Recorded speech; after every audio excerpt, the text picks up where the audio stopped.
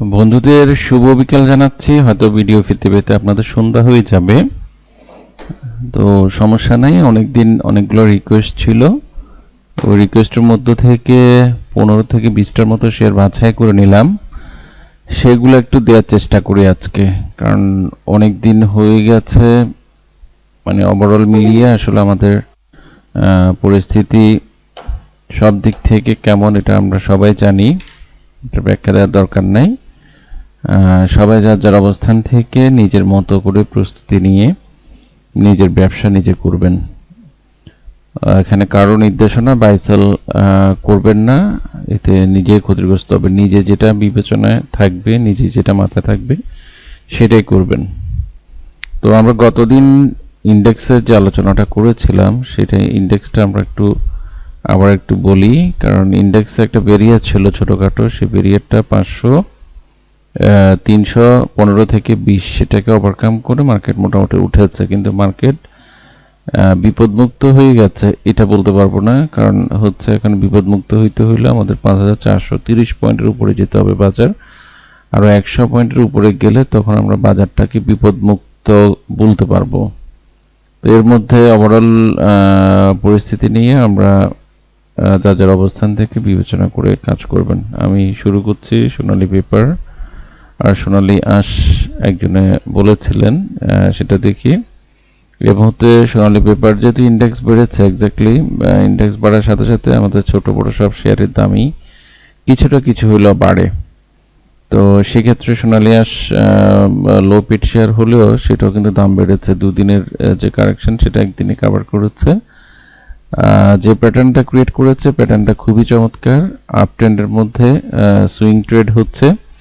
এখানে total down trend শেষে যখন বাড়ায় স্টার্ট করেছে, তারপর একটা ছোট্ট সুইং হলো, এবার আবার বেড়েছে, এখন একটা সুইং, এবার আবার বাড়বে। এই প্রিপারেশনটা নিচ্ছে, কিন্তু বাড়তে হলে অবশ্যই তাকে 300 টাকার উপরে ট্রেড থাকতে হবে। 300 টাকার উপরে ট্রেডিং হইতে হবে, এমনকি সেটা হইতে হবে ভলিউম সহ। ভলিউম যদি কম থাকে, অ্যাভারেজ ভলিউমের উপরে যদি না থাকে, তাহলে কিন্তু বাড়াটা মুশকিল হবে আগামী দিন। প্রত্যেকটা শেয়ারের জন্য কিন্তু অগ্নি পরীক্ষা। সোনালী পেপার দেখি একটু। সোনালী পেপার যে আপসুইংটা স্টার্ট করেছিল সেটা পুরোটা মোটামুটি কারেকশন না হলেও ডবল বটম ক্রিয়েট করে ফেলেছে। তো এটা একটা ভালো দিক। ডবল বটমের একটা চমৎকার গুণ আছে, কারণ ডবল বটমের নিচে গেলে মার্কেট অনেক নিচে নেমে যায়, এটা খুবই ভয়ের ব্যাপার। এমন একটা পর্যায়ে এসছে সেখান থেকে আবার বাড়া শুরু করেছে। 2 দিন বেড়েছে, মানে আমরা ধরে নিচ্ছি যে তার কারেকশন শেষ পর্যায়ে চলে এসছে, যে কারণে বাড়ায় স্টার্ট করেছে। বাট এখনও যদি কেনা থাকে অপেক্ষা করেন, আর এই জায়গাগুলোতে ট্রেডিংগুলো করতে পারেন। যেমন এই একটা রেজিস্ট্যান্স, এমনকি সেই রেজিস্ট্যান্সটা 300 টাকায়, সে 300 টাকা অতিক্রম করে দাঁড়ালে তারপরে এটা আবার উপরের দিকে যাবে, নাহলে এই জায়গাটার মধ্যে হয়তো ঘুরপাক খাবে। তো আর যদি কোনো কারণে 260 টাকার নিচে নেমে যায়, তাহলে শেয়ারটাতে স্টপ লস দেওয়াটা খুবই জরুরি, নাহলে এটা অনেক নিচে নেমে যাবে। ইটিএল এর ক্ষেত্রে হুবহুব সোনালী পেপারটা যে স্টাইলে আছে, অলমোস্ট সেম পজিশনে চার্ট, কারণ একই সাথে পড়েছে, একই সাথে সবগুলো উঠেছে। এটা একটা কারণ। এখানে 3-4টা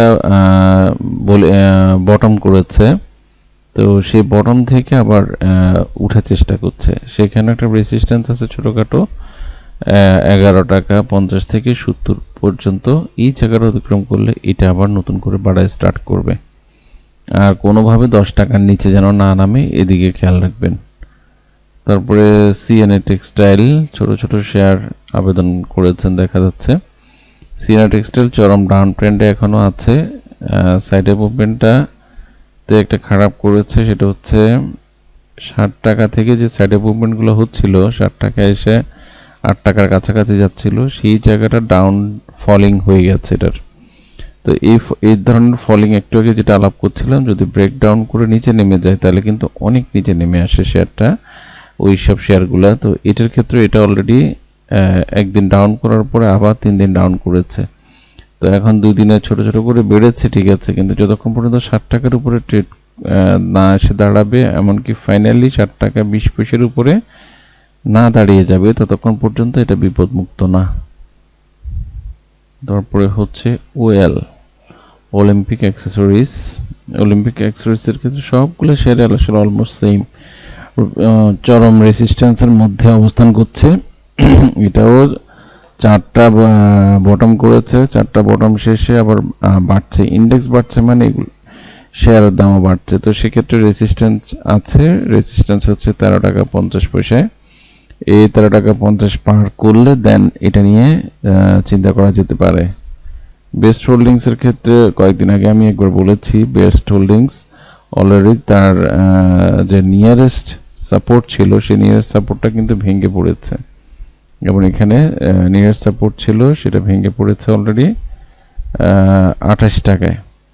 তো ভেঙে 3 দিন কারেকশন শেষে এখন আবার ওঠার চেষ্টা করছে, এখন আবার 28 টাকার উপরে গিয়ে দাঁড়ালে দেন নতুন করে আমরা অ্যানালাইসিস দেব। এখন এটা ডাউন ট্রেন্ডে আছে, এখানে ভয়াবহ রেসিস্ট্যান্স এটা 28 টাকা, সেটা পার করতে না পারলে এটার অবস্থা অনেক খারাপ হবে।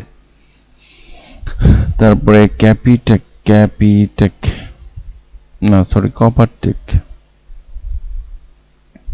ক্যাপিটেকটাও দেখে ফেলি। ক্যাপিটেক যেহেতু এসছে, ক্যাপিটেক নিয়েও কারোর যেন একটা আপিল ছিল।